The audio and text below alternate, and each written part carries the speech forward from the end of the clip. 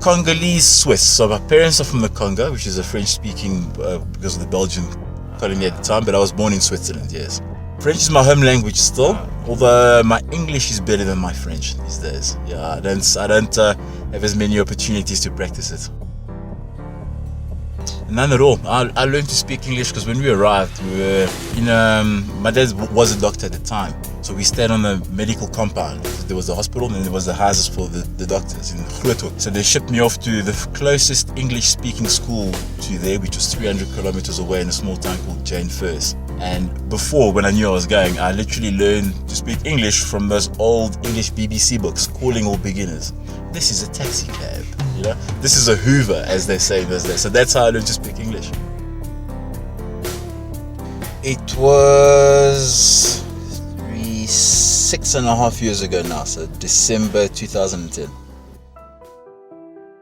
I was a bit of a party animal, you know, the truth days, the ESP days, drinking excessively, because I was pretty passionate about bodybuilding, but I still really enjoyed the party life as well. So that's what I did. And I was also, so that particular night I was celebrating a promotion that I just received. So I was so happy to be getting out of the company where I worked at the time, went out with friends, drank excessively. Okay. Apparently at the hospital they read me at a 2.5, which is something like 56 times over the legal driving limit. Yeah, so got in my car as I always do. Drove the same route home. It was about 3 kilometers. I couldn't tell you exactly what speed I was going, but the assessor estimated that I was probably traveling in excess of 140 in the rain. So lost the car in a bend. Car literally rolled onto its roof, slid down into an encore barrier, then went up about 8 feet, hit a tree, wrapped around the tree, cracked the tree, took the tree with, went through somebody's barrier wall. It was the weirdest experience. So, you know, sometimes they say when you have a crash, your brain shuts down to spare you the pain. I had like sort of an out-of-body experience. So as the car made the first impact, I was sitting in the passenger seat watching myself. It was the strangest thing, and I was thinking to myself in my head, this is the accident that's going to take your life. Because it was like I had like 13 accidents, so I was quite a reckless youth. And I was watching myself moan. That's why I recall the accident exactly. I can tell you exactly what happened. My feet went between the pedals. I wasn't wearing my seatbelt. When the car rolled, I was moved from the driver's seat into the passenger seat with my feet between the pedals. It was the clutch and the brake. With that movement across, snapped my ankle clean across. And in my head, I was going, oh, you are hurting now. You know, my head hit the windscreen before the airbag deployed. Then the airbag deployed. Hit me back into the seat. So my eye was cut up, my ankle was broken. Then I had to crawl out of the wreck because the car was, there was all sorts of fluids leaking. So I crawled out of the wreck, caught some of the wreckage to my right knee, destroyed all the ligaments in it crawling out, and began leopard crawling home. I crawled about 10 meters before the owner of the house came out, and he was like, listen friend, you're not going to make it. And he says I was screaming, my leg, my leg. So I rolled over onto my back. Lucky enough, I still had my cell phone and my medical aid card, so I gave him a contact number of a person to call, and then he just literally sat there waiting for the ambulance to arrive. Yeah, that was a life-changing moment for me. I mean, I literally quit drinking after that accident. So what actually happened was that when I was taken to the hospital, being as drunk as I was in ICU, and you know, the nurses are preparing themselves and they put their masks on, and I asked them the question, are you going to cut my leg off? Because my foot was turned completely the other way around. But now you're drunk, you're scared, you're panicking, you're in shock, and you don't realize that they don't know because they haven't x-rayed you yet. And then I asked the question repeatedly. In my head I was pretty calm, but apparently I was erratic. Okay, so they tried to restrain me. Got a bit physical, and then they all backed away. And then I woke up, I was on the x-ray table. But I was conscious of the fact that my leg was broken. So I didn't look at it because I couldn't tell whether they would have amputated it or not, because I knew the leg was mangled. I was bleeding from everywhere. Then I woke up again, I was in ICU, still didn't look at the leg. So eventually 3 days later, they let somebody in to come and see me, and he said hello, asked me a few questions, and the first thing I asked him was, listen, but is my leg still there? And then when he said yes, it's just heavily bandaged up, I sort of relaxed a bit. But, you know, it's I must be honest, the reason I really changed my life around after that wasn't so much for me. You open your eyes in hospital and you see all the people at the edge of your bed looking at you with concern, and you realize the pain you put people through with certain things that you do. And at that point I was like, that's it. Yeah, the doctor actually told me, you know, you'll never heal properly. So whatever weights you were doing at the time, your strength will disappear. You can have some degenerative problems or arthritis in the bone, because even the x-ray shows the bone as very sort of grey as in comparison to the other one. And he said to me, yeah, you'll never run again, you'll never train again, and you'll be lucky if you ever walk straight again. Because I walked with a gait on my right foot, so my ankle naturally rests. If you see my 2 feet together, my right ankle naturally rests at about a 30-degree angle to the side. But I mean, he told me that, and I was like, you know what, whatever. So I went back to the gym, and when I saw him again, I was like, I went back to gym. He's like, okay, yeah, you got lucky, but you'll never do the same weights again. So, I fought that, and then I saw him every month, and I was like, I'm doing weights again. He's like, yeah, but you'll never do weights again heavy. So next thing you know, after physio, etc., I was doing weights heavy again. And he's like, you'll never squat again. That's the one that hurt the most, because that's the one I struggled for. It took me 3 years before I could squat. Yeah, I just couldn't get my head around doing it. I had no faith in the ankle joint. And then my range of motion had gone, and then I had a different gym partner, and he said, why don't you try put a weight under your heels to elevate your heels so you can squat down. Tried it and it worked. So I had a Woods Craftsman fashioneer piece of wood, which was about 1 meter wide, yeah, which had that slope. And whenever I went to squat, I put it in my kit bag, and then I became notorious for it. Whenever somebody saw the piece of wood, they knew I was coming to squat. Few tears the first time, but I got everything back. The only thing I can't really do well is run. But who needs to run?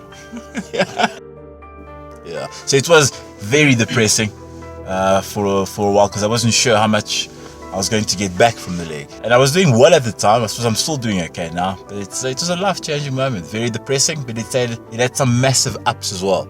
So I discovered, a lot of strength of character from it. Well, I was training all the way up to the accident. The accident actually happened on the 25th of October. So that's when I was at the peak of my condition after winning the last show, which is quite unfortunate. I actually remember the last picture I took. I was leg pressing 650 kilos, which was my heaviest. And the next picture I took after that, I was in hospital with my legs up. So I was in hospital for a month, in the wards, spent 5 days in ICU. Then I had to be bedridden at home for literally 4 weeks. So 4 weeks, it was actually 3 weeks. A friend of mine came to fetch me, and he said, that's it, losing weight, let's get to the gym. And then still bandaged up on crutches, went to the gym. And at the time I trained at the Morar gym. So before you get to the weight section, there's about 15 steps. So that is, I wasn't used to using the crutches, so that was quite interesting getting up to the steps. So literally 1 week short of when the doctor recommended I should go back to the gym, I went back to the gym. Ultimately, there are no secrets. It's all about consistency, and as long as you train to exhaustion most of the time, and you listen to your body. So, Dorian Yates and the Mike Menses of the day only trained 4 days a week. He hardly warmed up. He did 3 sets per exercise, and he was only in the gym for about 40 minutes per session at a time. So he trains like that. Then you listen to a Rich Piana who has a 8-hour 16 shake arm workout. So it's very strange. It obviously depends on each person's tolerances. But I think if you look at it, consider a flex wheeler. Okay, you put him side by side with Phil Heath. He was actually bigger in those days than Phil Heath is now. But the technology is 20 years almost more advanced now than it was then. So if there's any secret or any sort of advancements, wouldn't Phil Heath be a lot bigger and a lot more aesthetic than a flex wheeler? So their exercises were rudimentary then. They didn't have all these tableted training and all these complex machines. It was old school equipment. Dorian Yates trained in basically what was a home gym, the temple gym. When he needed more weights, he had his friend jump on the equipment. He didn't do anything special. He just did it with great intensity. You see, I have a coach who is quite meticulous. So he doesn't believe in sort of massive bulk. You pick up your body fat to like 20% and then a shred. So I sometimes hear of athletes who have these long 20-week cuts. That's excessively long. My comp prep starts 5 weeks out, quite literally, because he never allows my body fat to go above 8%, even off season. So we do a clean bulk, and then I literally coast all the way through. So I've been dieting now for the WBFF for about, lucky I came off the back of the Rossi, but literally 5 weeks. He starts to lower your calories, then your cheat meals disappear, and then funny enough, he takes out all the shakes and supplements, because all those processed goods are not good for your system, and I react very well to carbs. So all my meals turn to solid meals. So I'm effectively eating more now and getting leaner. Yeah. And then we're going to start carb cycling. So effectively carb cycling is literally you have one high carb day, one low carb day. So your body gets used to the amount of carbs it has to process. So when you drop the carbs, it still tries to burn at the same speed. So you get dramatic weight loss.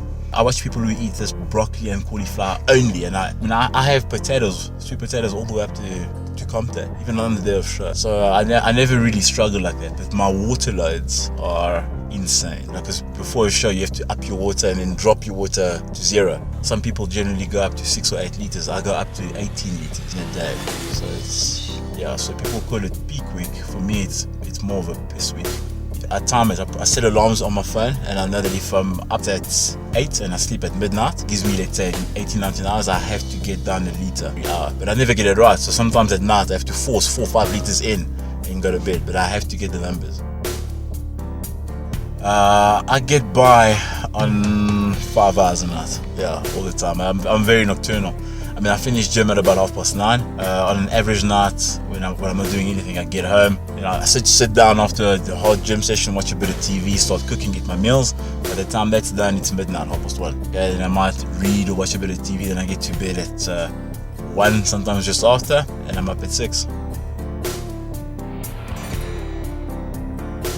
I think the competition aspect of it is very good, because it really puts your level of commitment to gym into perspective.